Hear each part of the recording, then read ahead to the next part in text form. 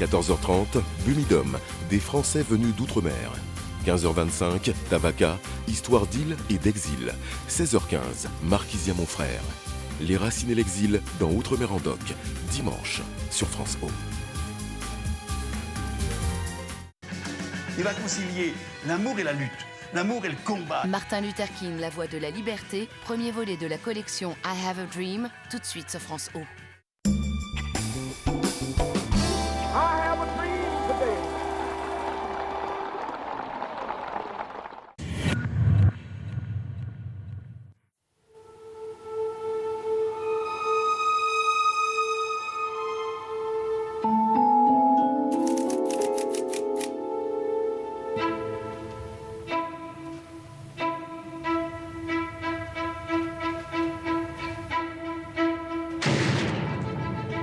« 4 avril 1968, 18h01, un coup de feu retentit dans toute la ville de Memphis. Martin Luther King vient d'être abattu devant la porte de sa chambre, sur la coursive d'un motel. Le bruit des sirènes résonne. La communauté noire crie vengeance. Toute l'Amérique est sous le choc.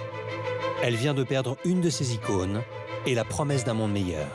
Martin Luther King, c'est le rêve le plus connu du XXe siècle. Il est quasiment impossible aujourd'hui de parler de lutte de droits civiques ou de lutte de population sans faire référence à Martin Luther King. Droit de vote, fin de la ségrégation. En à peine 13 ans, Martin Luther King est parvenu à libérer les Afro-Américains. Je me dis, ce mec, il avait des couilles, quoi, comme on dit. Le mec est allé au bout de son combat. Malheureusement, il en est mort. Le pasteur a réussi à transformer la société américaine par la seule force de ses mots. C'était un homme politique. C'était un homme politique et c'était pas simplement un rêveur. C'est important de briser un peu cette image idéale du pasteur noir, mort, assassiné pour la libération de son peuple. Il a compris avant tous aux États-Unis le pouvoir de la non-violence. Il faut savoir que Martin Luther King est un chef de guerre, mais le chef de guerre d'une armée non violente.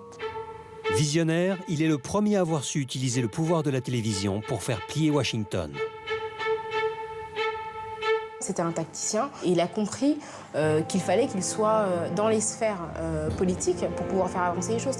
Si Martin Luther King n'est pas un rebelle, qui est un rebelle ? Comment Martin Luther King a-t-il réussi à mobiliser la communauté afro-américaine après 200 ans d'oppression ? Quelle stratégie a-t-il mis en œuvre pour faire de la non-violence une arme redoutable? Comment est-il parvenu à unir les Blancs et les Noirs pour la première fois aux États-Unis? Voici l'histoire d'un homme qui a changé le monde avec sa parole. You got to go to the lonesome valley.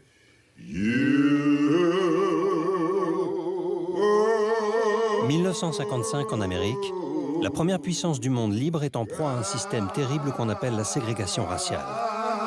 Une séparation absolue entre noirs et blancs. L'esclavage est aboli aux États-Unis en 1865, mais l'abolition de l'esclavage, après la fameuse guerre de sécession, ne signifie pas pour autant que les Noirs américains obtiennent l'égalité. La guerre de sécession et l'abolition de l'esclavage n'ont pas effacé la ligne de démarcation entre Nord et Sud. Le pays est fracturé en deux. Au Nord, les Afro-Américains jouissent de l'égalité des droits. Au Sud, la société reste marquée au fer rouge par les pratiques négrières. Les Afro-Américains subissent l'oppression d'organisations racistes. Mais surtout, dès 1880, avec les lois Jim Crow, les États du Sud font de la ségrégation raciale un nouvel ordre social. Localement, donc, des règles se mettent en place, d'abord dans les transports publics et les écoles, et puis ensuite dans tous les domaines de la vie, y compris les plus inattendus, les ascenseurs, les hôpitaux, bien entendu, les cimetières également. Bref, toute la vie devient régie par une séparation entre whites et colored, les blancs et les personnes de couleur.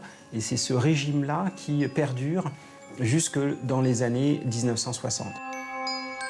En ce milieu des années 50, pour la première fois, une organisation de militants pour les droits civiques, baptisée la NAACP, tente de réagir. Et pour cela, elle met en place un stratagème.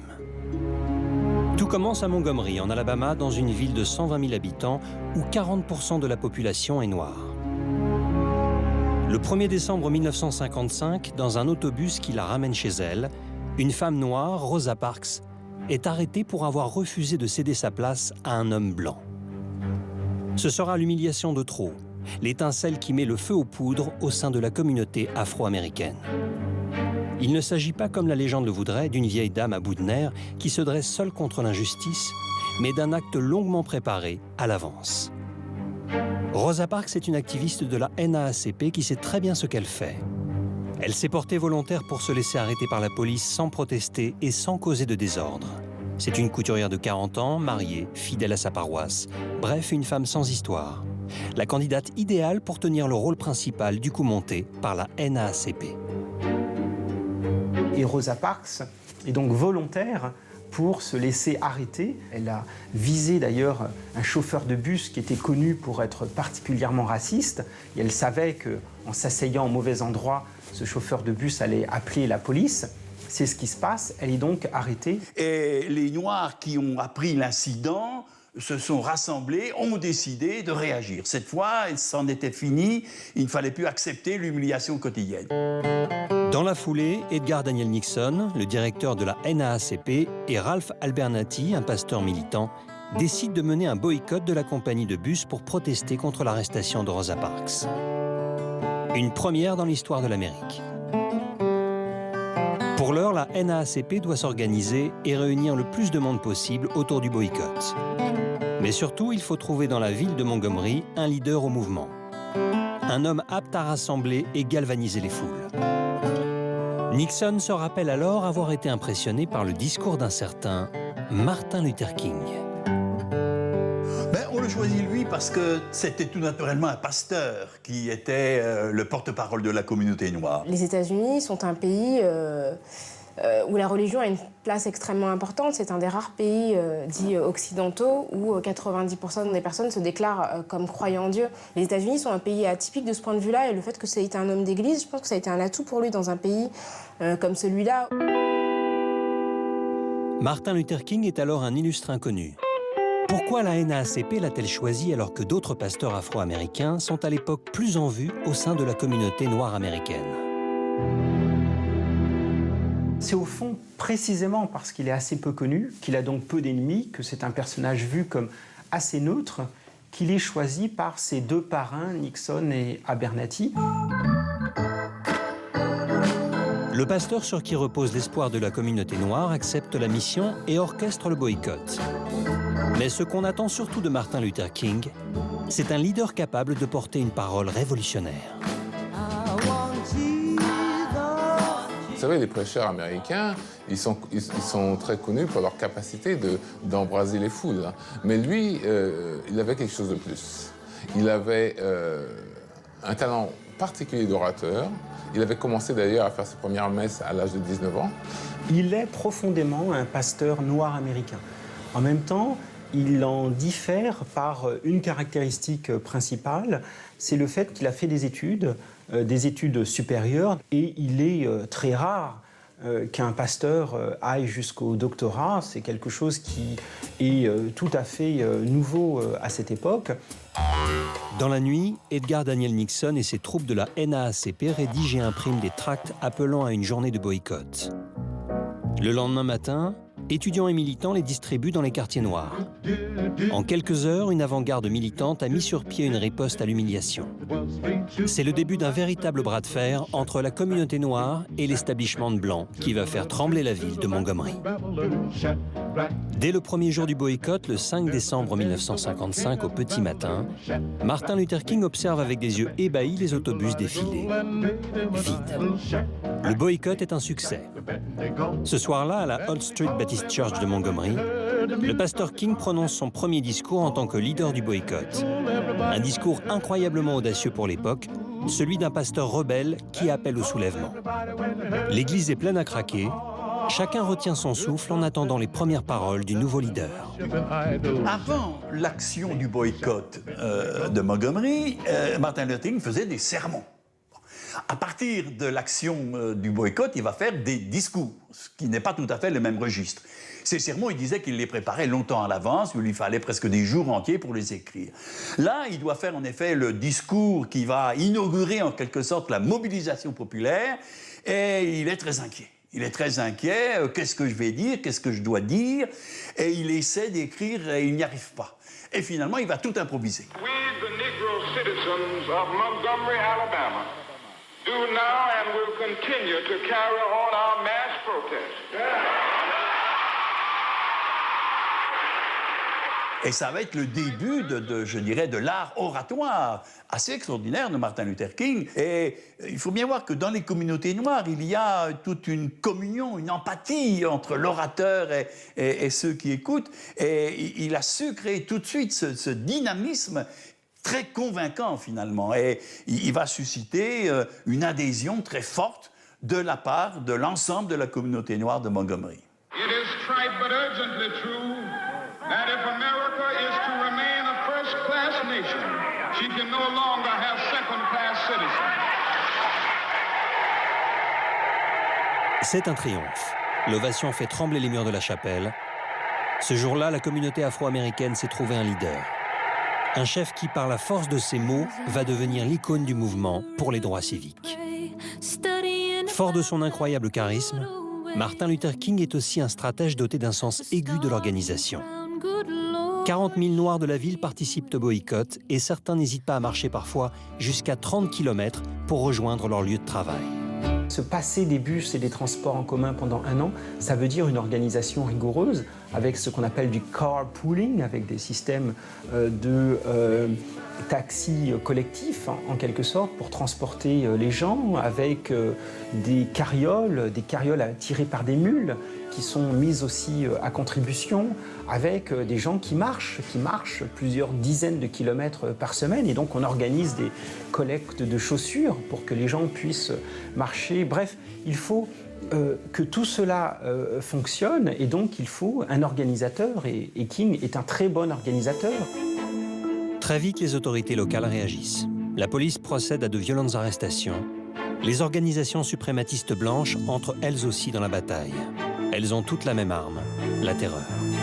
Dès le premier jour du boycott, King est victime de coups de fil anonymes. Puis le 30 janvier 1956, passage à l'acte. Une bombe détruit son domicile. Cette attaque est téléguidée par une association de blancs suprématistes locaux.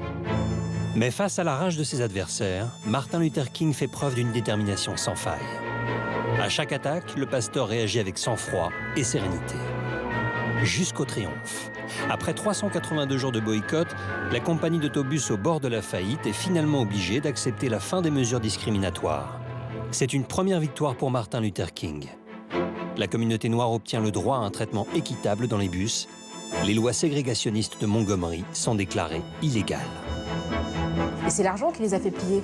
C'est pas tout d'un coup un accès de bonté qui se sont dit bon tiens ces pauvres noirs on va décider de les traiter de manière égale. C'est on n'a plus d'argent. Ils ont fait pression sur l'État qui a envoyé effectivement qui a fait pression pour faire en sorte que les lois soient plus égalitaires.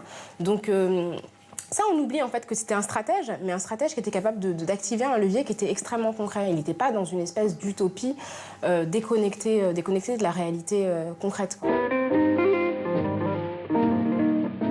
Dès lors, Martin Luther King apparaît comme le leader national du mouvement de résistance. Un combat qu'il va mener sans avoir recours à une seule arme.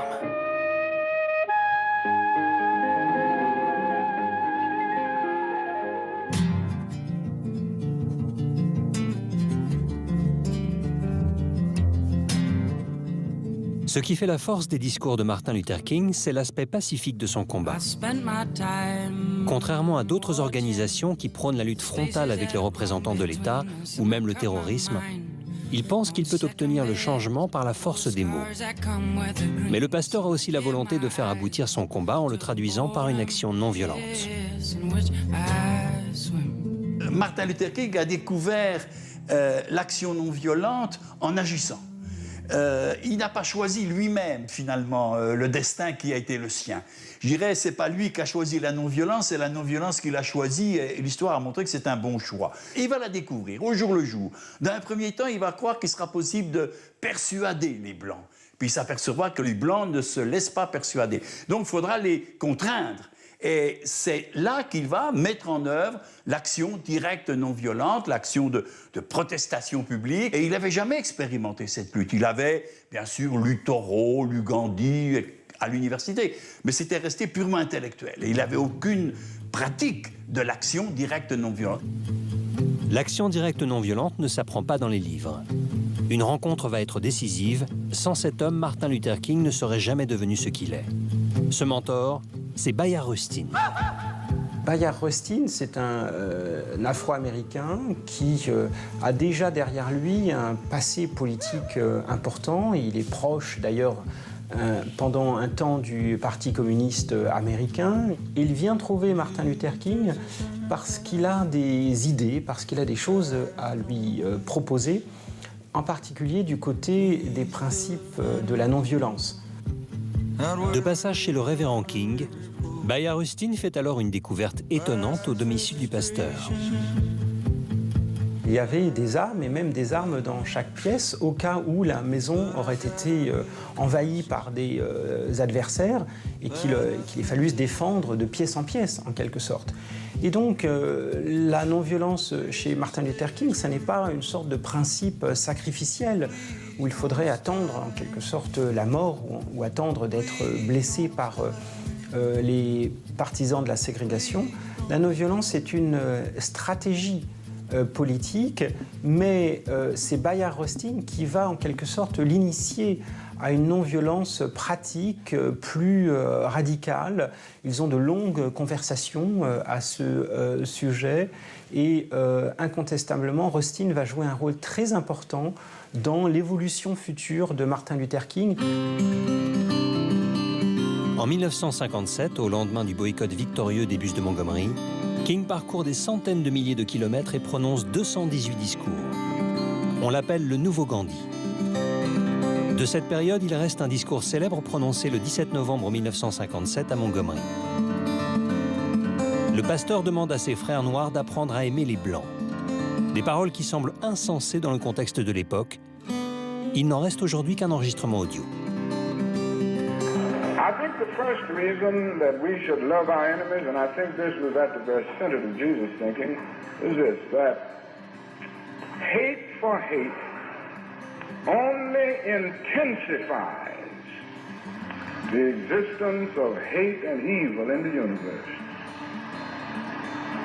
The strong person is a person who can cut off the chain of hate, the chain of evil. Martin Luther King va avoir l'audace de demander aux Noirs d'aimer leurs ennemis. Bon, ce qui peut apparaître quelque part scandaleux.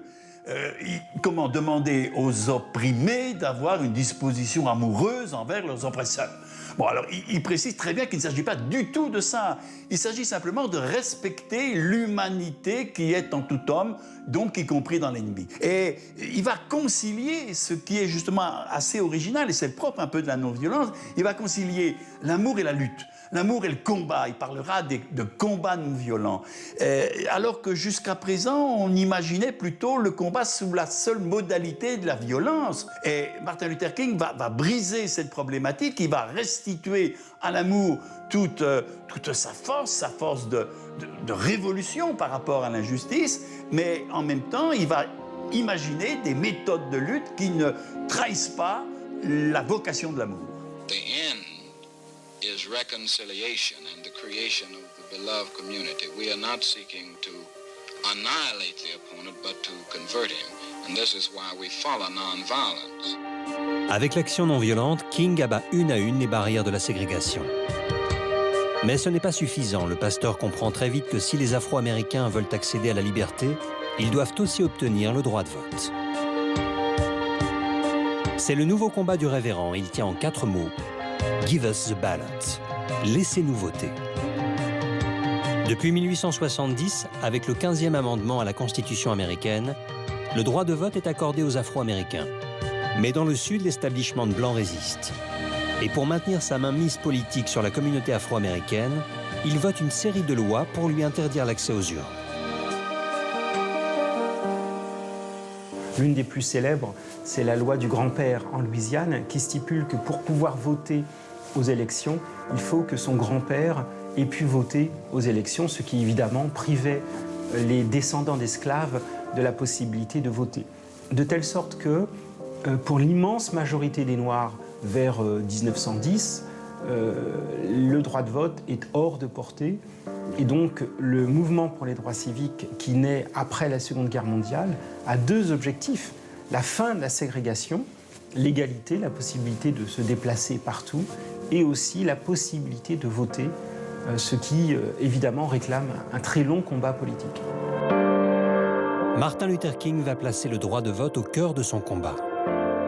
Depuis le Lincoln Memorial, le 17 mai 1957, King fait son premier grand discours national devant 35 000 personnes et lance la revendication demeurée célèbre. Give us the ballot, and we will no longer plead to the federal government for passage of an anti-lynching law. We will, by the power of our vote, write the law on the statute books of the South and bring an end to the dastardly acts of the hooded perpetrators of violence. Progressivement, King rassemble autour de lui de nouveaux militants. Sous son influence, de jeunes étudiants afro-américains multiplient les opérations coup de poing. Le 1er février 1960 ont lieu les premiers sit-ins, des occupations non violentes d'un espace public interdit aux Noirs.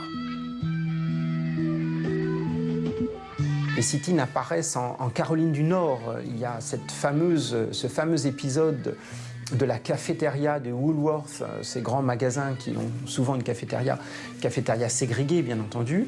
Et cette cafétéria est occupée par des jeunes gens qui s'assoient au comptoir et qui ne veulent pas, bien qu'ils ne soient pas servis, qu'ils ne veulent pas bouger. Et pendant plusieurs heures, la confrontation a lieu, on verse sur leur tête de la moutarde, du ketchup, en attendant qu'ils soient expulsés, et ils ne bougent pas. Le lendemain, ils sont encore plus nombreux, le surlendemain, encore plus nombreux, la presse locale puis nationale commence à parler du sit-in, et puis Woolworth, le monoprix américain, si vous voulez, recule parce que la publicité négative devient trop importante, parce qu'on craint des violences également dans les cafétérias de ces grands magasins. L'opération des sit-ins de Greensboro est un succès. Le mouvement fait tache d'huile. Fort d'une armée de 70 000 protestataires, il va s'étendre à plus d'une centaine de villes. Mais au-delà de ces chiffres, la force de Martin Luther King est d'avoir su rallier les Blancs à sa cause.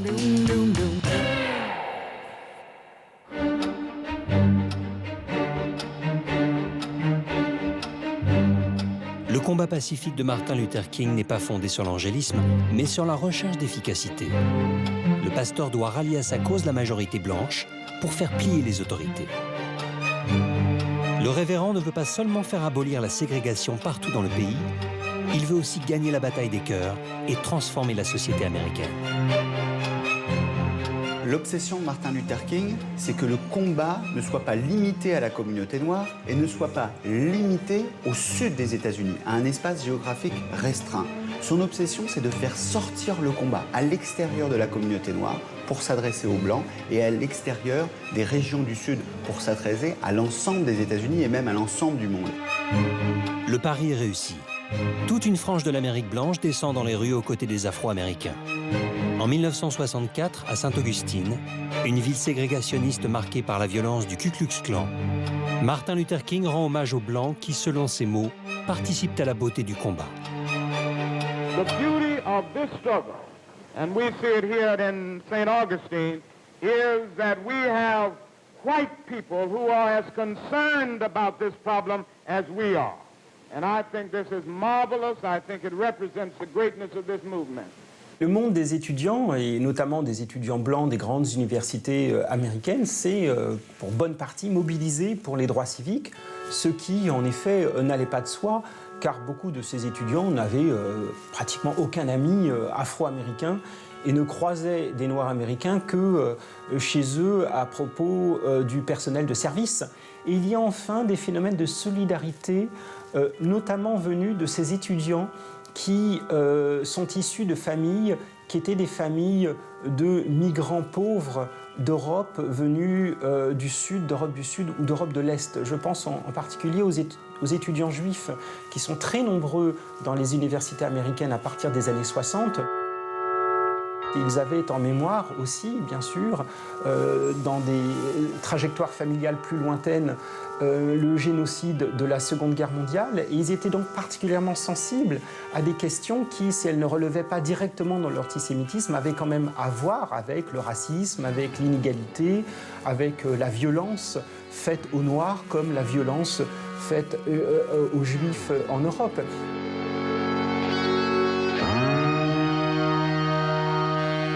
Il y a quelque chose de commun et un discours commun entre les Noirs et les Blancs.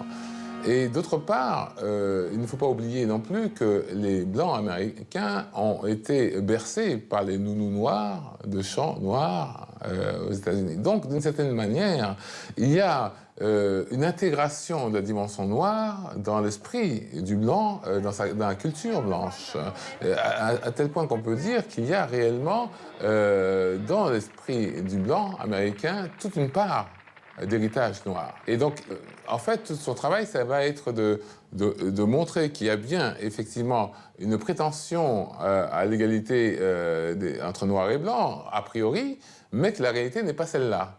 Pour cela, King doit choquer l'ensemble de l'opinion publique américaine. Le pasteur est en avance sur son temps, il a compris le pouvoir de la télévision, il va mettre en place une nouvelle tactique. Monter des opérations dans les villes les plus racistes de l'Amérique. Son but, s'exposer à la violence afin de montrer la foule hargneuse du Sud aux yeux des téléspectateurs et des autorités. La télévision, à ce moment-là, explose. Et chaque famille, maintenant, peut avoir un téléviseur dans son salon. Martin Luther King se dit, on va provoquer pour obliger l'agresseur blanc à faire ses crimes devant les médias.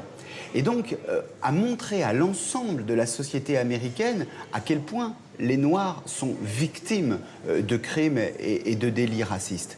C'est en quelque sorte une manière de se victimiser pour faire pencher l'opinion publique du côté des droits civiques.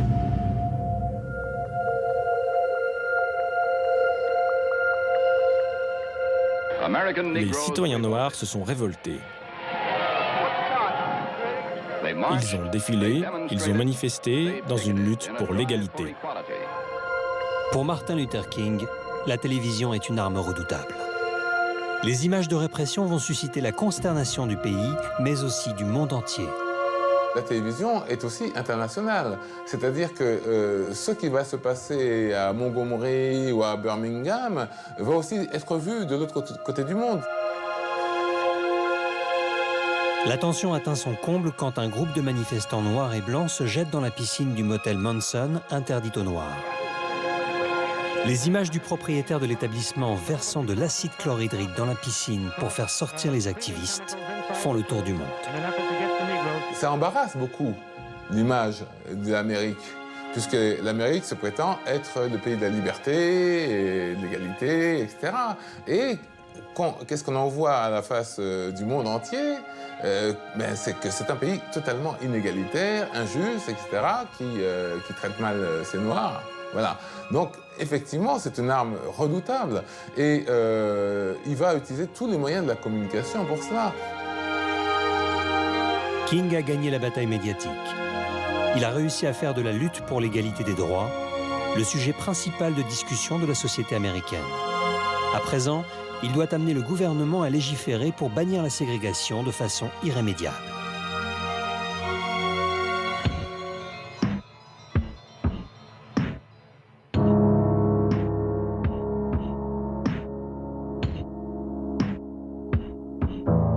Mai 1963, Alabama. Birmingham est l'une des villes les plus racistes d'Amérique, où près de la moitié de la population est noire. Fort de ses premiers succès à la télévision, Martin Luther King fait monter la tension d'un cran. Pour émouvoir l'opinion publique américaine, le pasteur va se servir des enfants. Il décide de mettre les enfants en tête de cortège.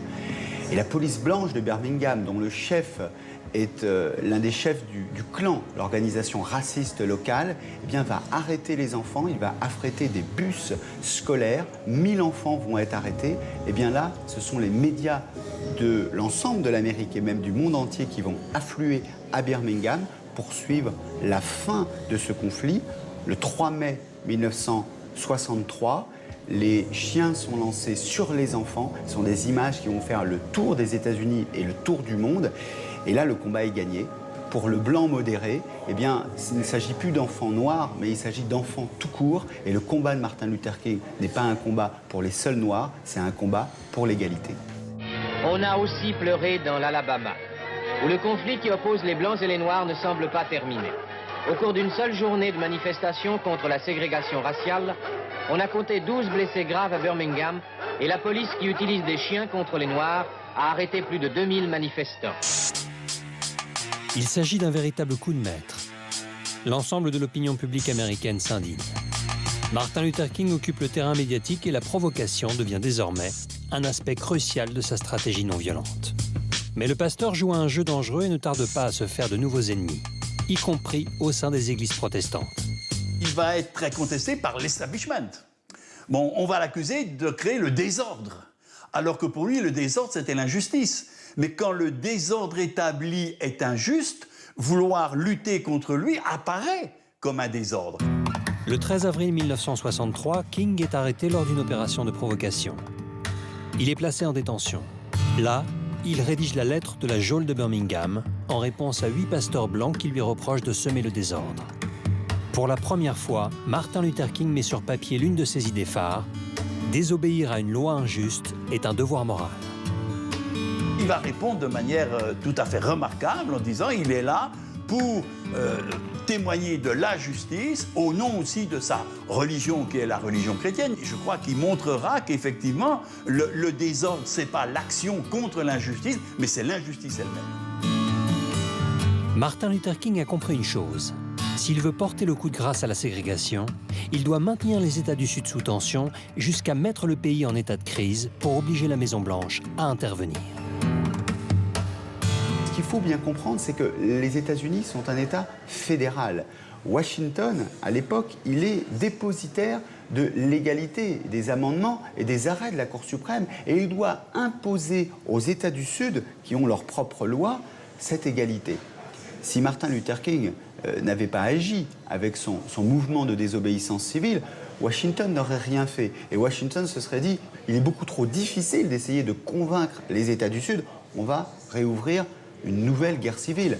Le spectre de la guerre de sécession est toujours là. Martin Luther King est donc celui qui va contraindre l'État fédéral, les frères Kennedy d'abord, Lyndon Johnson ensuite, par ses mouvements de désobéissance civile. Il va imposer au gouvernement d'agir sur les États du Sud pour que ces États du Sud changent leurs lois dans la direction des arrêts de la Cour suprême qui prônent l'égalité. Le révérend King fait parler de lui. À Washington, il est aussi écouté et influent qu'un homme politique. Mais s'il s'attire la sympathie du président Kennedy, le pasteur va très vite déranger d'autres arcanes beaucoup plus sombres du pouvoir. En particulier un homme que tout le monde craint, John Edgar Hoover, le directeur du FBI. Hoover détestait Martin Luther King et je crois qu'il l'a détesté d'autant plus qu'il l'a vu monter dans les médias, qui devenait vraiment la coqueluche à la fois des États-Unis et du monde entier. Et je crois que lorsqu'il a été question qu'il soit prix Nobel de la paix, je pense que ça a dépassé l'esprit de quelqu'un qui était réellement raciste. Hoover a désormais une obsession. Détruire la réputation de Martin Luther King. Et Hoover qui avait d'ailleurs des papiers sur un peu tout le monde, hein, qui tenait tout le monde par la barbichette, parce qu'il connaissait les travers de chacun, il avait des dossiers, il savait quel président était amant de tel, etc. Donc, bien, il a essayé de faire la même chose pour Martin Luther King. Hoover doit trouver la faille. Et le pasteur en a une, les femmes. En 1953, il a épousé Coretta Scott et la trompe régulièrement. Hoover ne va pas tarder à le découvrir. Et donc Hoover piégeait les chambres d'hôtel où se trouvait Martin Luther King en tournée. Donc voilà, il y a eu des enregistrements que Hoover a envoyés à Martin Luther King au moment où il allait partir à Oslo.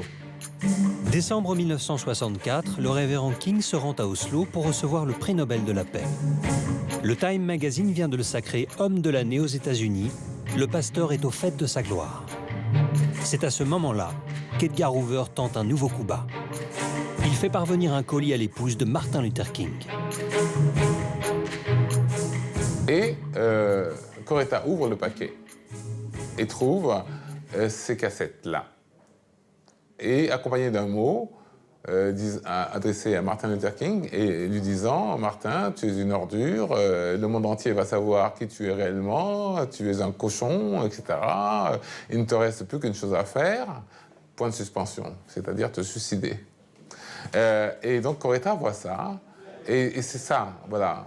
On n'est pas un grand homme sans avoir à côté de soi une grande personne. Voilà, ça c'est clair. Et là, Coretta a compris que si elle cédait à cela, elle cédait à Hoover et que son mari valait beaucoup plus que ça. Et après les débats des meetings, il avait des ébats dans les hôtels. On pouvait penser que, et c'était dit, l'entourage disait, ce sont des montages pour discréditer Martin Luther King. Bon, ben, la réalité était tout autre. Effectivement, il y avait la réalité des ébats qui suivaient les débats. Bon, ben voilà.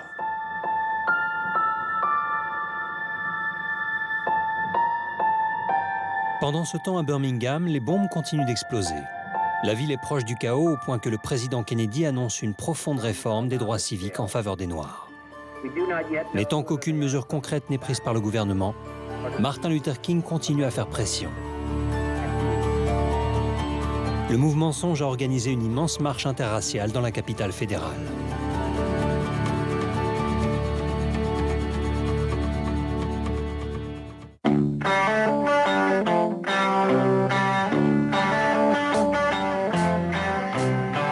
Rien ne semble arrêter l'ascension de King. Depuis la victoire de Birmingham, le pasteur et ses compères préparent minutieusement une marche pacifique programmée depuis longtemps. Et c'est Bayard Rustin, son fidèle acolyte, qui en a l'idée. En ce jour de 28 août 1963, 250 000 manifestants, dont un quart de blancs, ont répondu à l'appel. Des bus et des trains spécialement affrétés conduisent les manifestants de tous les coins des États-Unis vers Washington et le Lincoln Memorial. Les chaînes de télévision retransmettent l'événement en direct. King apparaît comme le général d'une armée invincible. Le grand succès de la marche sur Washington, ce n'était pas une marche uniquement de Noirs, mais il y avait beaucoup de Blancs. Et ça, Martin Luther King le note très clairement.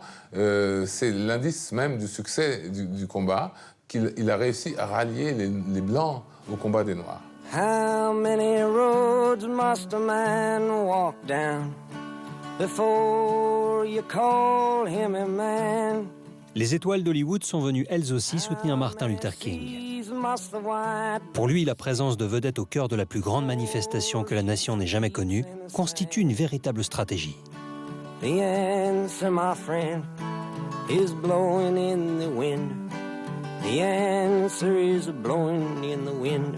D'abord, Harry Belafonte presque naturellement, qui appartient à cette communauté et qui va s'impliquer. Et puis Bob Dylan, Marlon Brando, qui parlent à l'ensemble de l'Amérique, qui sont des vedettes blanches et qui vont s'adresser à la communauté blanche. Marlon Brando notamment, et on voit que Martin Luther King, lorsqu'il se déplace dans ses marches, eh bien, il demande à ce qu'autour de lui, il y ait ces vedettes, que les caméras, que les photographes puissent prendre ces clichés et que donc l'opinion publique puisse basculer en se disant mais finalement ce n'est pas un combat de Noirs pour les Noirs, c'est un combat qui est un combat pour l'égalité, finalement c'est un combat pour la liberté. Donc c'est un combat américain. Et ça, c'est tout le succès de Martin Luther King, d'avoir fait un combat qui pouvait apparaître comme communautaire, communautariste, 10 ans, 15 ans auparavant, un combat qui est un combat presque pour les valeurs de ce pays. Ce discours, King l'écrit la veille à New York avec l'aide de ses amis et conseillers. 12 heures avant la marche, King ne sait pas encore ce qu'il va dire, tant la logistique de la manifestation a pris le pas sur tout le reste. Dans ce texte construit à la manière d'un sermon baptiste, Martin Luther King dénonce l'oppression et promet de continuer le combat. Le point d'orgue est la dernière partie du discours, celle qu'il improvise et qui restera gravée dans la mémoire de tous. Son célèbre « I have a dream » va le faire entrer dans l'histoire. I have a dream. My 4 little children will one day live in a nation where they will not be judged by the color of their skin, but by the content of their character. I have a dream today.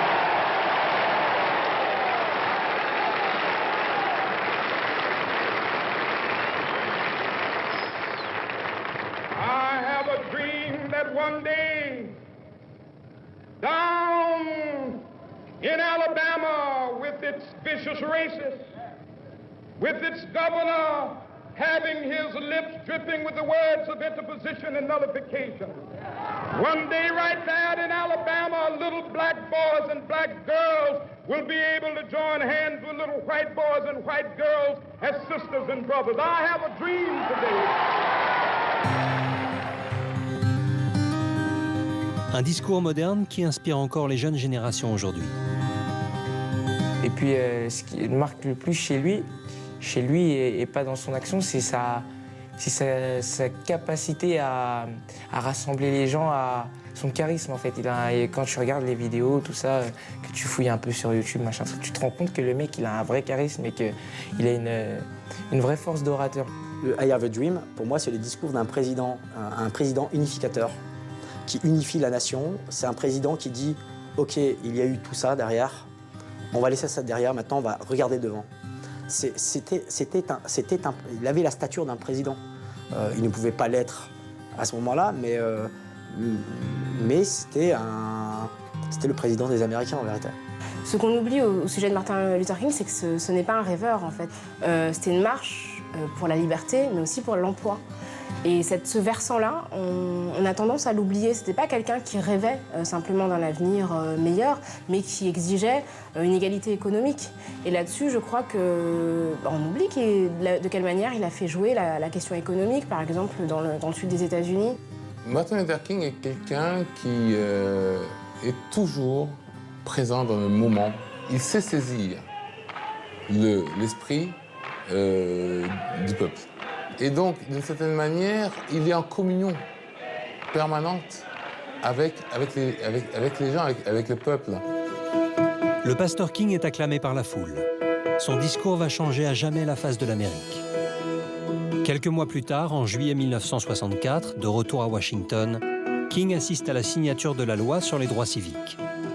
C'est la première législation à bannir la ségrégation sur tout le territoire américain. Martin Luther King est désormais considéré comme le héros des droits civiques aux yeux du monde entier. Pour lui rendre hommage, la France invite le jeune lauréat à participer au premier concert pour la lutte contre le racisme au Palais des Sports. Hugo Frey, militant anti-racisme, interprète pour Martin Luther King les crayons de couleur. Le chanteur se souvient de ce moment inoubliable. Dans la salle, il y avait la présence de personnalités, il y avait plusieurs prix Nobel, français d'ailleurs. Il y avait des grands artistes, il y avait Simone Signoret, il y avait Yves Montand, d'autres artistes, et il y avait le président d'honneur qui était Martin Luther King. Alors j'ai chanté la chanson Les crayons de couleur, une chanson qui avait beaucoup de succès à l'époque, où je dis dans le refrain, après avoir développé le sujet, la couleur ne fait pas l'homme.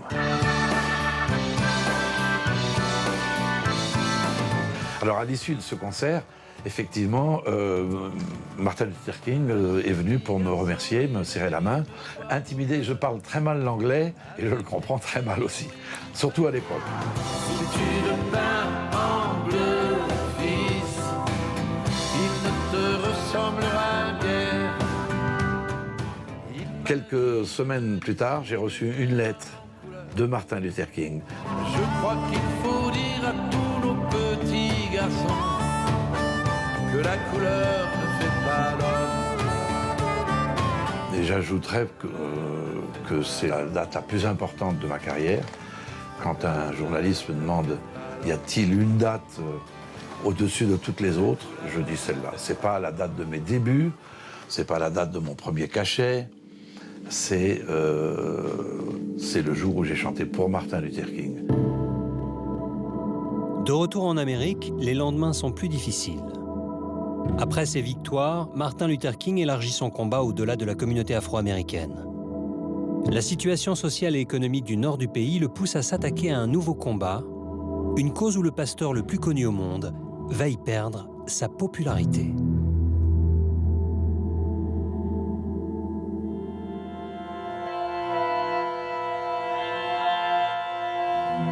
En 1966, le pasteur de l'Alabama quitte le sud des États-Unis pour emménager à Chicago. Il découvre alors une autre forme de ségrégation, plus perfide. Dans le Nord, le sort des Noirs comme de l'ensemble des immigrés se révèle particulièrement difficile. Isolés dans des ghettos, leurs conditions de vie sont déplorables.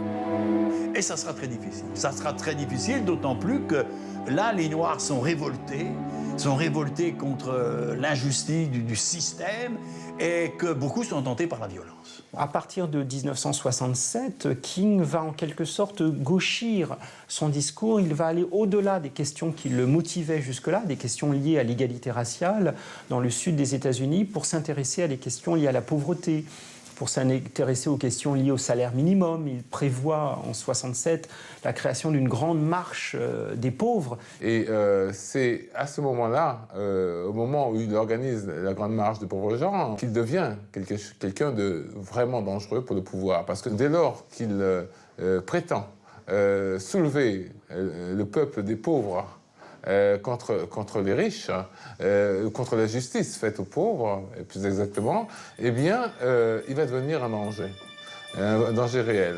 Et je pense que c'est cette dernière position-là qui va lui être fatale. Martin Luther King va s'engager sur un terrain hautement sensible à l'époque.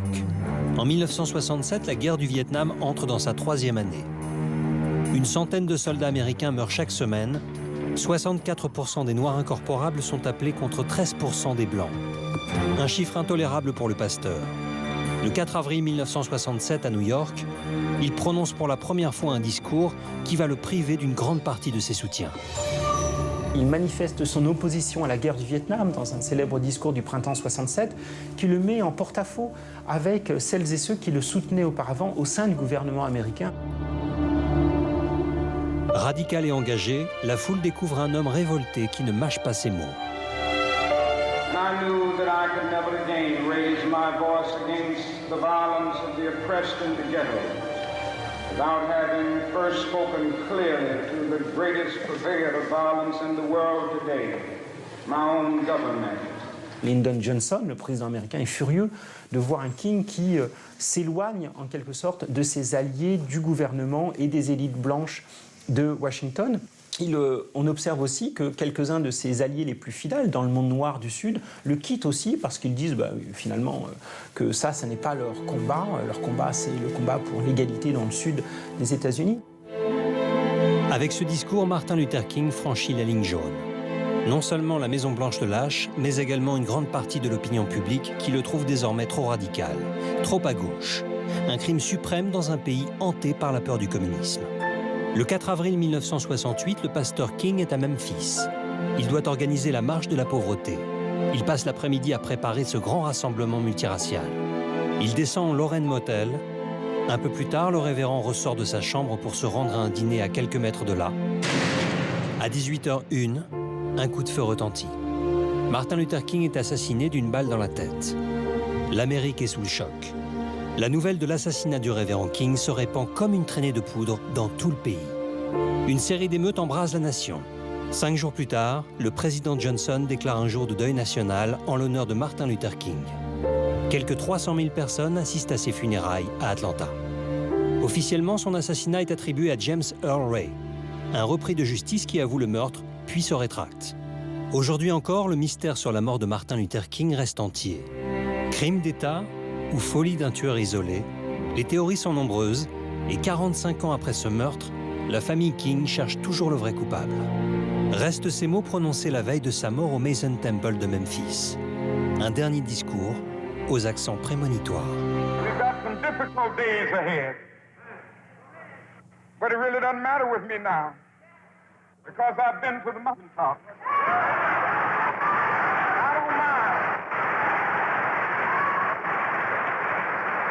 Like anybody, I would like to live a long life, longevity has its place. But I'm not concerned about that now. I just want to do God's will. And He's allowed me to go up to the mountain. And I've looked over, and I've seen the promised land. I may not get there with you, but I want you to know tonight that we as a people will get to the promised land.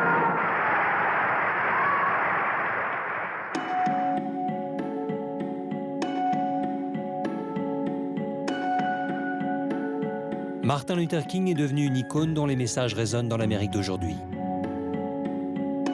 45 ans après sa mort, que reste-t-il de l'héritage du pasteur le plus connu de l'Amérique? Je crois que Barack Obama a raison de dire qu'il doit son élection quelque part à Martin Luther King et aussi d'ailleurs à Rosa Parks, qu'il n'oublie pas. C'est vrai, parce que on n'imaginait pas, moi j'imaginais pas il y a 20 ans qu'un président serait noir aux États-Unis. Ce qu'il disait à propos des ghettos est aussi adaptable à ce qu'on voit dans les ghettos en France ou ailleurs. Il était déjà au-delà de son temps.